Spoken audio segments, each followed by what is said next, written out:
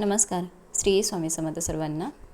आजच्या व्हिडिओमध्ये आपण जाणून घेणार आहोत की येणाऱ्या मंगळवारी म्हणजेच 5 मे 2026 रोजी येणारी अंगारकी संकष्टी चतुर्थी, तिचे महत्त्व, पूजा विधी आणि काही खास उपाय असे आपण बघणार आहोत. अंगारकी चतुर्थी कधी आहे, कशी करायची आहे या संदर्भात संपूर्ण माहिती आजच्या व्हिडिओमध्ये बघणार आहोत. त्यामुळे व्हिडिओ स्किप न करता शेवटपर्यंत नक्की बघा, जेणेकरून की तुम्हाला संपूर्ण माहिती समजेल. 2026मध्ये 5 मे मंगळवार या दिवशी अंगारकी संकष्टी चतुर्थी आलेली आहे. तर आपण त्या दिवशी साजरी करणार आहोत. तर या दिवशी चतुर्थी तिथी पहाटे सुरू होत आहे आणि दुसऱ्या दिवशी सकाळपर्यंत आहे. अंगारकी चतुर्थी म्हणजे काय? जेव्हा संकष्टी चतुर्थी मंगळवारी येते तेव्हा तिला अंगारकी चतुर्थी असं म्हणत असतात. अंगारक म्हणजे मंगळ ग्रह, त्यामुळे या दिवशी गणपतीसोबत मंगळ ग्रहाची कृपा मिळते.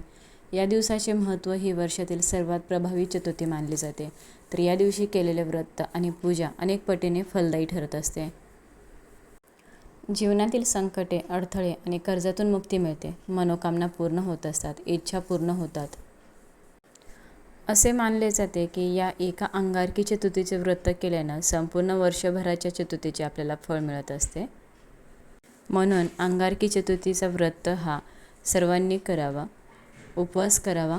ज्यांना हेल्थ संबंधित इश्यू असेल त्यांनी उपवास नाही धरला तरी चालेल. आरोग्याची काळजी घेणं गरजेचं आहे. फक्त सेवा करा, पूजाविधी करा, अभिषेक करा, सकाळी लवकर उठून स्नान करा, स्वच्छ कपडे परिधान करा. गणपती बाप्पांची मूर्ती किंवा फोटो असेल तर मूर्तीवरती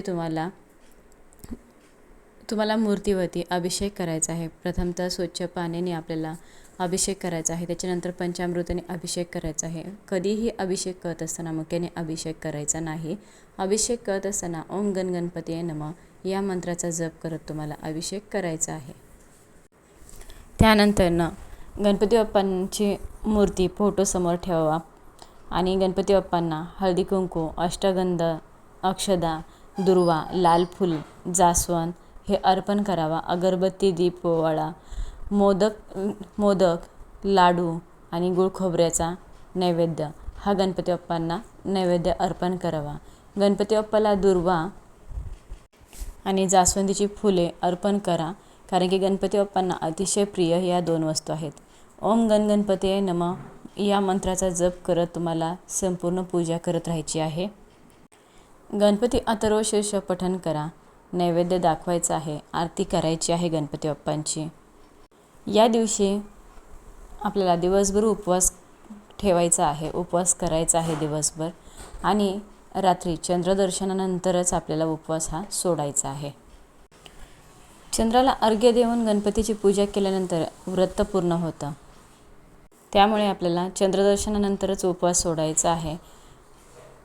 आपल्या पुराणानुसार मंगळ ग्रहाने भगवान गणेशाची कठोर तपस्या केली. त्याच्या भक्तिवती प्रसन्न होऊन गणपती बाप्पांनी वर दिला की मंगळवारी येणारी चतुर्थी तुझ्या नावाने ओळखली जाईल. म्हणूनच या दिवशीची चतुर्थी ही अंगारकी चतुर्थी म्हणून प्रसिद्ध झालेली आहे. तर या दिवशी आपल्याला काही खास उपाय करायचे आहेत. या दिवशी काही उपाय केल्याने आपल्याला त्याचं 100% फलदायी हे ठरतातच आणि अनुभव हा आपल्याला पॉझिटिव्ह अनुभव हा येत असतो. या दिवशी आपल्याला 21 दुर्वा गणपती बाप्पांना अर्पण करायचे आहेत. ओम गण गणपतीये नमः 108 वेळा जप करायचा आहे. गणपती अथर्वशीर्षम पठण करायचं आहे. गरिबांना अन्नदान करायचं आहे. गरिबांना अन्नदान करा, लाल वस्त्र दान करा, गरजूंना दान करा. हे उपाय केल्याने अडथळे दूर होतात. नोकरी व्यवसायात जर यश मिळत नसेल तर तुम्हाला नक्कीच यश मिळेल. मंगळ दोष कमी होतो. अंगारकी संकष्टी चतुर्थी हा एक अत्यंत पवित्र आणि प्रभावी दिवस आहे. तर या दिवशी श्रद्धेने गणपती बाप्पांची पूजा करा आणि आपल्या जीवनातील सर्व संकट, दुःख दूर करा.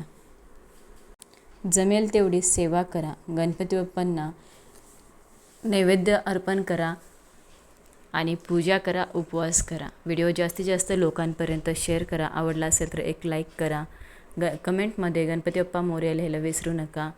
सर्वांना धन्यवाद. श्री स्वामी समर्थ.